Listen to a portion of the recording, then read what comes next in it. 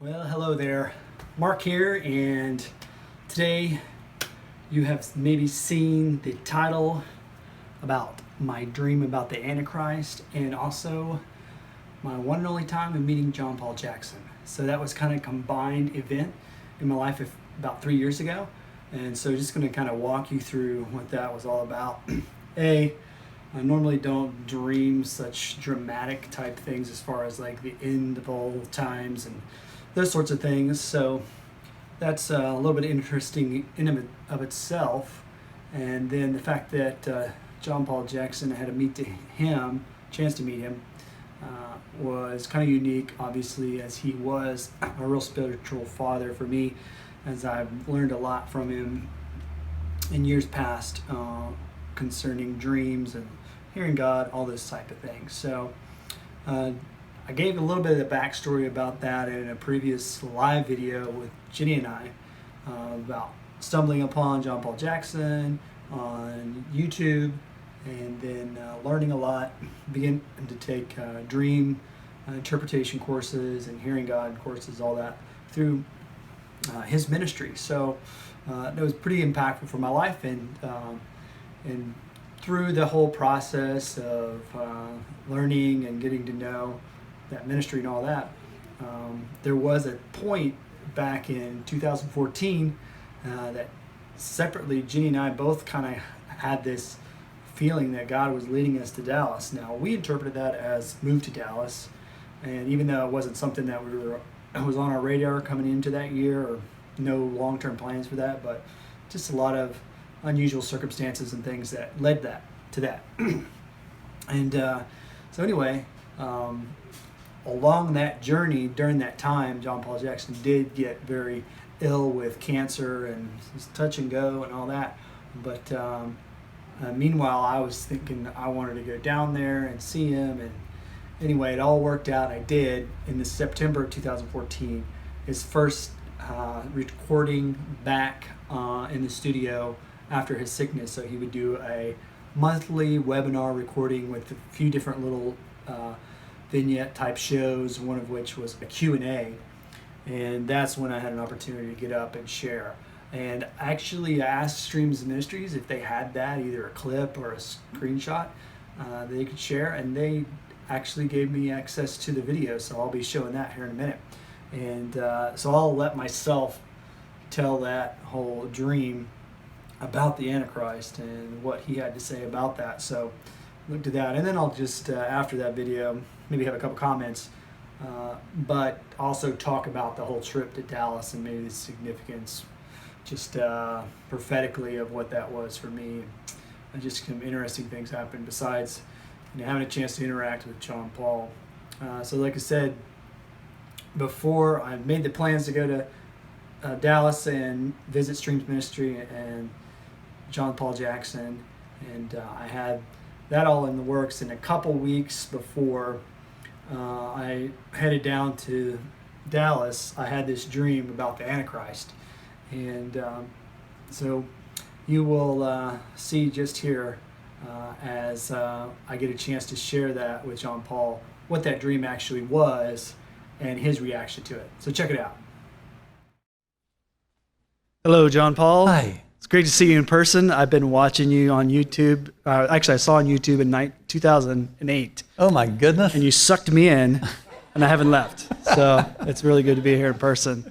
And also, I did want to comment when I heard about your physical issues and was praying specifically one night. The impression that I really got was, well, actually it was bewilderment, because how can the enemy be this dumb because of how much his kingdom is going to suffer before it. That was really the feeling that I got out of it. Thank you.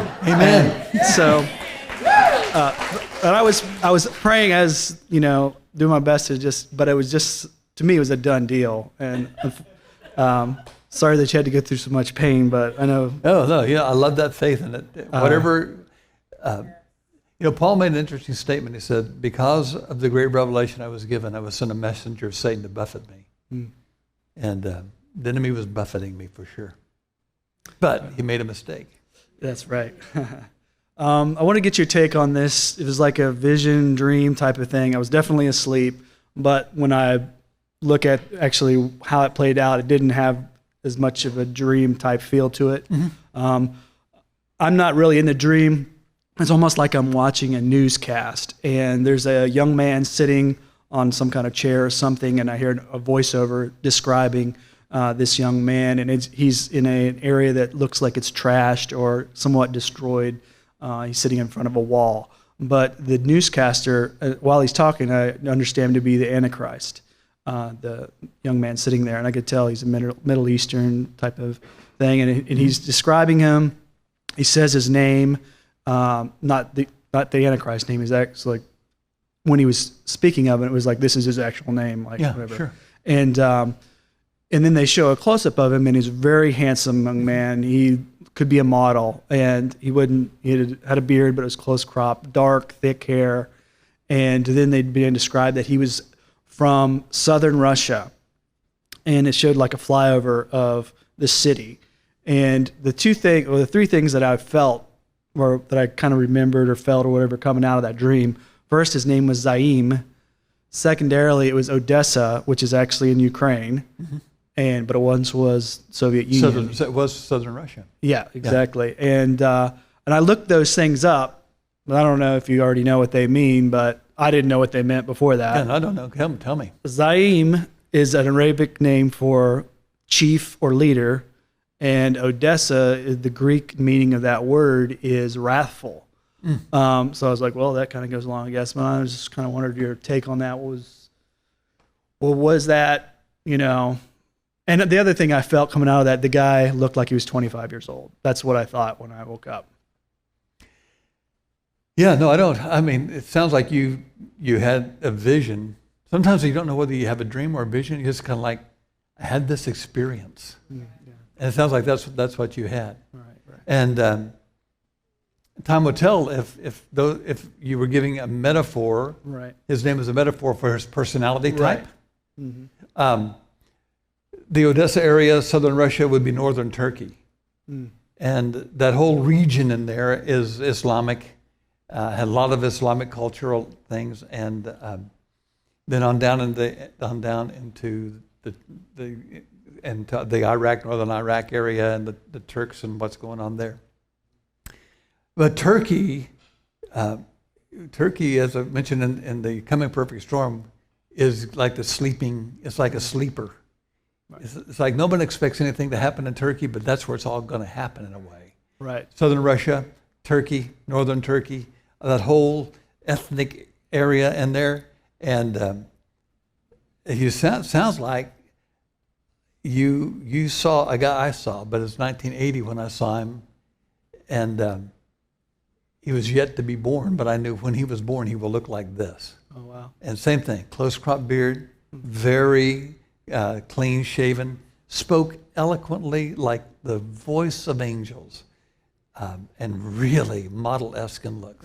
Yeah. Amazingly good looking. Right, exactly. Yep, and I knew that he would be Islamic, from an Islamic background, but part Jewish. Right, yeah. From what I understood in the dream, that it was an Arabic Islamic type background for sure. Yeah, so I whether I had that or not, I still think you had an encounter that said this is coming. Right. So yeah, and it also says things are happening quicker than most people think. Yeah. The other thing, this is just me, putting two together kind of thing, was let's just say 2015 kicked off the last 7 years, quote unquote. If he's actually 25, that means he would be 33 in 7 or 8, at the end of that 7 years. And so that's like the fake Jesus, basically. That was, anyway. Yeah. No, that's not a theology. Don't build on that. Nope, I know, but it's interesting to think through times. Yeah. Yeah.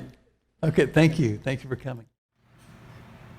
So that was pretty crazy, especially the part about him saying that he actually thought he saw the same person in 1981 that I saw in my dream. So that was definitely an interesting part of my whole trip, and the whole idea with moving to Dallas really ended up being God just leading me to visit there, so that I had a chance to interact with John Paul Jackson, who really spoke a lot into my life from afar, and was a type of spiritual father to me, and gave me a chance to see him before he passed away that next February.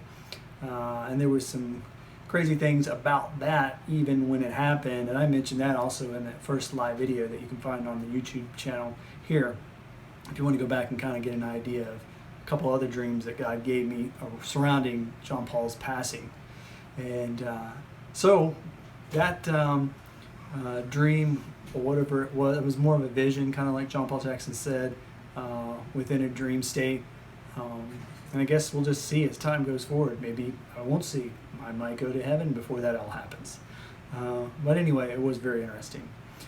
As far as the rest of my trip, it was interesting as well, because I was there on a Thursday night, and then had a Friday and a Saturday and a Sunday to kind of explore and do things. I was visiting and staying with my sister, Michelle, at the time. She still lives in McKinney, north of Dallas there.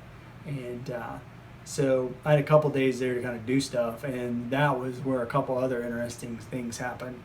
And I think it was that Friday, I was like, just kind of looking for a place to go and check out. I thought I would spend some time praying. And I just found a park in some, suburb of Dallas or whatever that I saw on a map. Went there, spent some time praying, and as I was about to leave, I felt like I should just take like a prophetic journey and like just drive, and wherever I felt like I was supposed to turn, I would turn. And so it's kind of, I'd never done anything like that.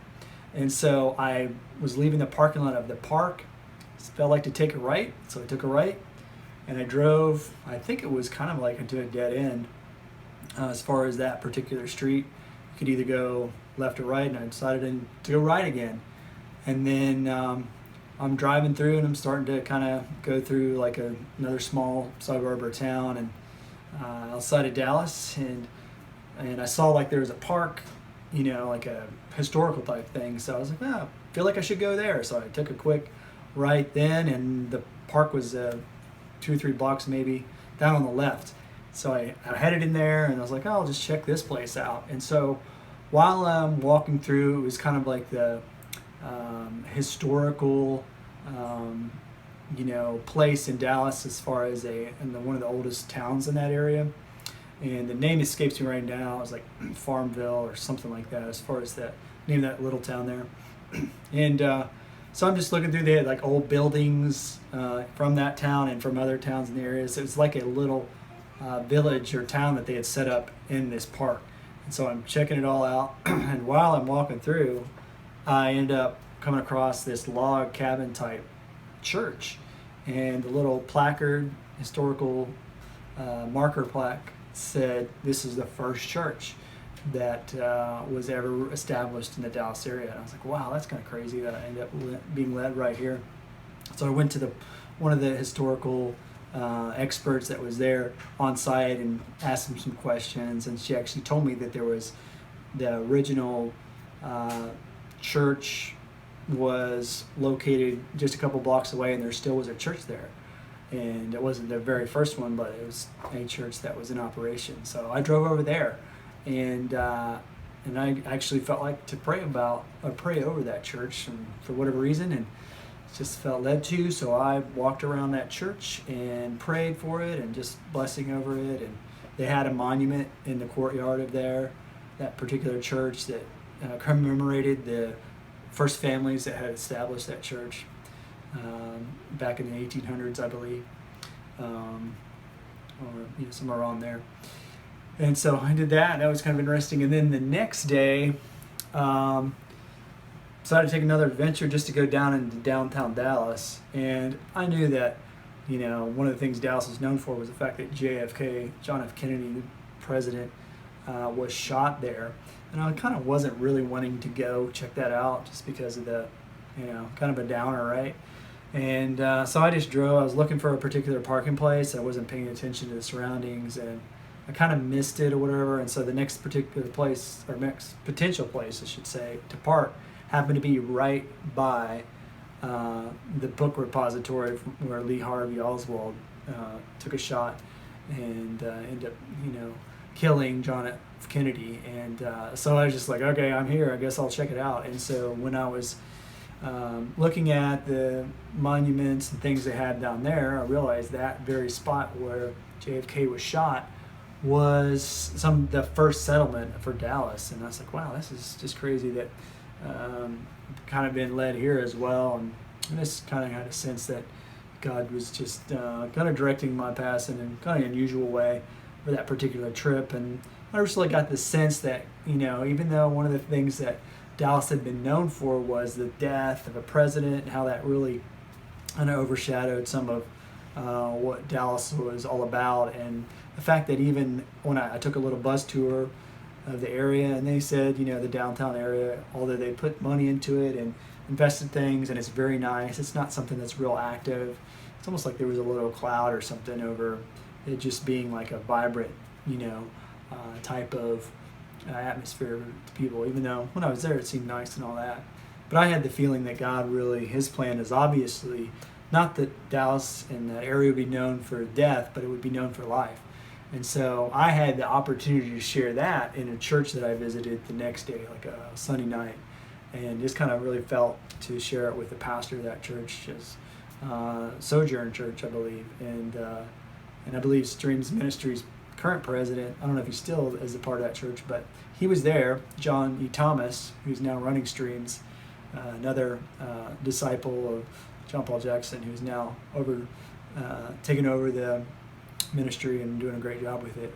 I actually just met him that evening and told him kind of the journey and of seeing the church and the first church in Dallas and all that. So it was kind of an interesting, 3 or 4 day trip for sure. It was kind of a marker in my own life for the things that I felt like God had put in my heart, and kind of some large scale type deals that I wouldn't necessarily associate myself with, whether it be a dream about the Antichrist or declaring the purposes of God over a city and that sort of thing, and to a church leader of that city. But it happened, and I had a good time while I was there. And like I said, it was definitely a very kind of a mile marker moment in my own life. So hope you enjoyed the story about the Antichrist dream / vision and my interaction with John Paul and my trip to Dallas. So if you guys ever have any questions or about dreams or hearing the voice of God, anything, love to try to help out. You can always comment here below or below. Make sure my hand gestures are in the frame of this shot there, or message me or anything.